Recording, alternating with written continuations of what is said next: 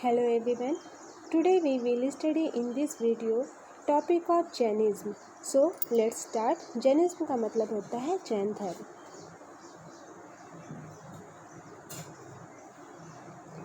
The last and 24th Tirthankara of the Jainas, Vardhamana Mahavira, also spread his message around this time. Example of 25 years ago. इस युग में अर्थात लगभग 2500 वर्ष पूर्व जैन धर्म के 24वें और अंतिम तीर्थकर वर्धमान महावीर ने भी अपने विचारों का प्रसार किया. He was a Kshatriya prince of the Lichvis, a group that was part of the Vajji Sangha, about which you read in chapter 6. और ये जो वर्धमान महावीर थे वह वज्जी संघ के लिच्छवी कुल के एक क्षत्रिय राजकुमार थे. और इस संघ के विषय में जो वज्जी संघ है इसके विषय में हमने चैप्टर 6 में स्टडी किया है.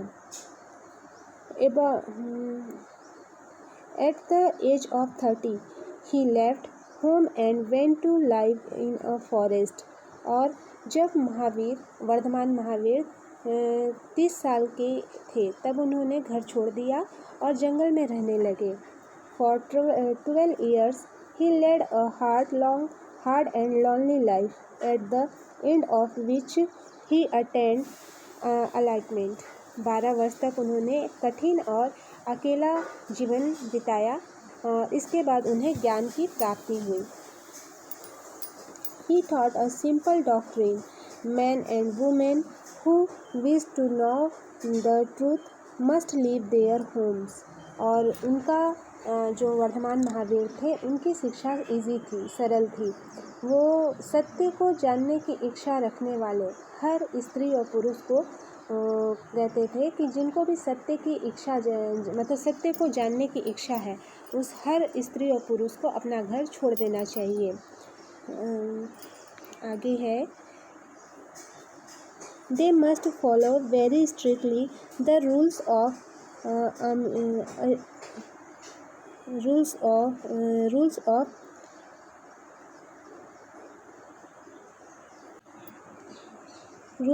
ahimsa, which means not hurting or killing living beings.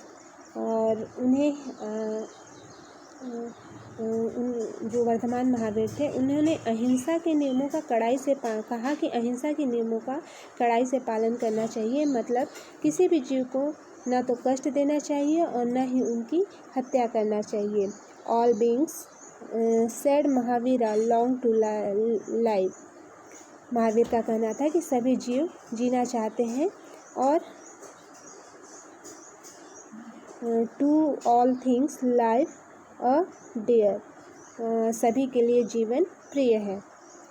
Ordinary people could understand the teaching of Mahavira and his followers because they used Prakrit. Mahavir ने अपनी शिक्षा प्राकृत में दी. इसी कारण से साधारण लोग भी उनके तथा उनके अनुयायियों की शिक्षाओं को समझ सके. There were several forms of Prakrit used in different parts of the country and named after the religions in which they were used. देश के अलग अलग हिस्सों में प्राकृत के अलग अलग रूप प्रचलित थे. प्राकृत उस समय की भाषा हुआ करती थी. तो उस समय देश के अलग अलग हिस्सों में प्राकृत का अलग अलग रूप प्रचलित था. जैसे हमारे हिंदुस्तान में आज के टाइम में हिंदी अलग अलग जगह पे अलग अलग तरीके से बोली जाती है. तो वैसे ही उस समय देश के अलग अलग हिस्सों में प्राकृत के भी अलग अलग रूप थे. प्रचलन क्षेत्र के आधार पर ही उनके अलग अलग नाम थे. जैसे मगध अलग अलग क्षेत्र अलग अलग नाम थे. For example the Prakrit spoken in Magadha was known as Magdhi.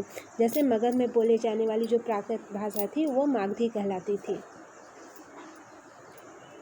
Followers of Mahavira who were known as Jainas had to lead very simple lives, begging for food.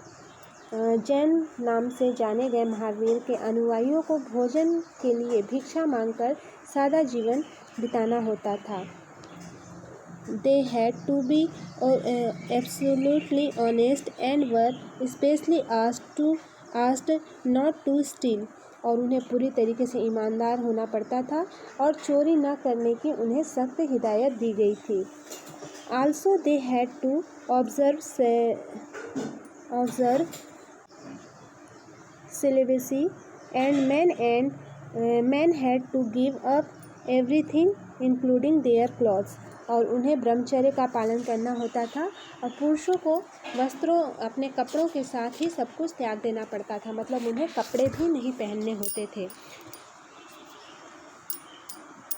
It was very difficult for most men and women to follow these strict rules. अधिकांश व्यक्तियों के लिए ऐसे कड़े नियम को पालन करना बहुत कठिन होता था। Nevertheless, thousands left their homes to learn and teach this new way of life. और फिर भी इतने कठिन नियम को पालन करने के बाद भी हजारों व्यक्तियों ने इस नई जीवन शैली को जानने और सीखने के लिए अपने घरों को उस टाइम छोड़ दिया। Many more remained behind and supported those who became monks and nuns, providing them with food.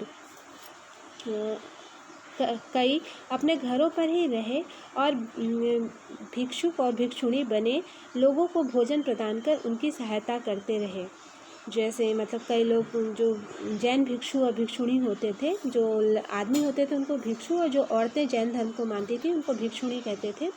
वो कई घरों के लोग उनको भोजन के रूप में भोजन प्रदान कर उनकी सहायता करते थे। Jainism was supported mainly by traders, जो मुख्यतः व्यापारियों ने जैन धर्म का समर्थन किया। Farmers who had to kill insect to protect their crops found it more difficult to follow the rules. किसानों के लिए इन नियमों का पालन करना बहुत ही कठिन था, क्योंकि फसल की रक्षा के लिए, फसल को बचाने के लिए किसानों को कीड़े मकोड़ों को मारना पड़ता था। जबकि जैन धर्म में एक रूल स्ट्रिक्टली था कि किसी भी जीव की हत्या नहीं करना है, चाहे वो कोई भी जीव हो, चाहे वो कीड़ा मकोड़ा ही क्यों न हो। तो किसानों को अपनी फसल को बचाने के लिए दवाइयाँ, कीटनाशक का प्रयोग करना ही पड़ता था। इसलिए किसानों के लिए जैन धर्म के नियमों का पालन करना बहुत ही कठिन था।